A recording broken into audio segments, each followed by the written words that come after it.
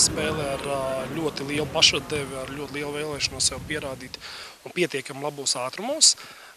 Man, godīgi sakot, bija liels prieks par komandas sniegumu tieši no tā viedokļa, ka mēs labi kustējāmies, it īpaši pirmajā puslaikā, kamēr mēs vēl bijām svaigāki, labi presingojām un arī pretinieks principā no mums neatpalika un visas spēles gaitā te vienai, te otrai komandai bija iniciatīva.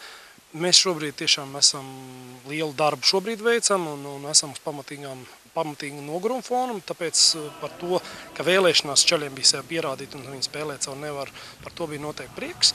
Ja mēs runājam par spēles kvalitāti, 0-0 principā spēle bija līdzīga un rezultāts, es domāju, likumsakarīgs. Varbūt, kad man, protams, gribētos, lai vismaz tas neizšķirs būtu rezultatīvs.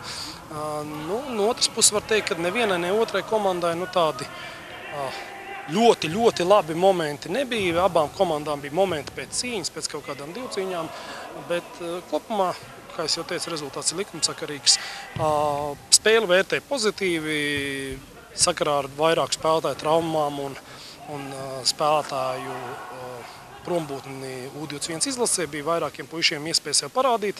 Man patika viņu pašvadē, patika spēles līmenis un, teiksim, šo spēli es noteikti vērtēju daudz vēl pozitīvāk nekā pirmo spēli, kur mēs nespēlējām ar pamatsastāvu. Šobrīd, teiksim, labi izņemot tos spēlētājs, kas bija traumēti vai nebija pieejami, bija optimālais sastāvs un teiksim, šodienas tā spēle arī parādīja, ka mēs esam uz pareizā ceļa, spēlēt centāmies ātri. Protams, bija daudz tehniskā brāķa, jo principā ar bumbu esam aizduši 2-3 nodarbības, tā kā šajā ziņā visi saprotams, kāpēc tas tā notika. Pretinieks bija cienīgs, sezonā mums gaida grūtas spēles, un es domāju, ka pretinieku komanda negriezīs ceļu nevienam, un tā pašā laikā, protams, ka arī viņiem pašiem tas ir jauns pārbaudījums, jo visas sezonas garumā izturēt virslīgas kalendāru, nebūs viegli. Nevienai no komandām, tā skaitā arī mums, protams. Noteikti nebūšu oriģināls un teikšu to, ka man spēle patika.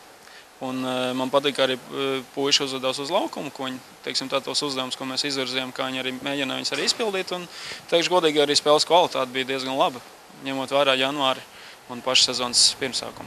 Kādi jums bija šie uzdevumi pirms mača? Mēs bišķiņ pamainījām taktisko zīmēm uz laukumu, tāpat tās pie standartiem darbojamies savādāk nekā pagājušajā gadā. Un līdz ar to tie bija galvenie uzdevumi. Un tāpat tās arī pārbaudīt, teiksim, savu spēkus uz virslīgas komandas līmeņa. Jūs kā virslīgas debitanti, kā jūs gatavojaties pirmajai virslīgas sezonai? Gatavojamies ļoti nopietni. Zinām, ka mums kā debitantiem būs katra spēle kā fināla spēle. Un līdz ar to mēs nedrīkstam atslāpt nevienu sekundi, un tāpat tas arī treniņu procesā. Mēs esam ļoti koncentrējušies, un principā man prieks par to, ka mums arī daudz lietas mēs varam izpildīt, ja mums arī sanāk, un arī apstākļi atļauj to darīt.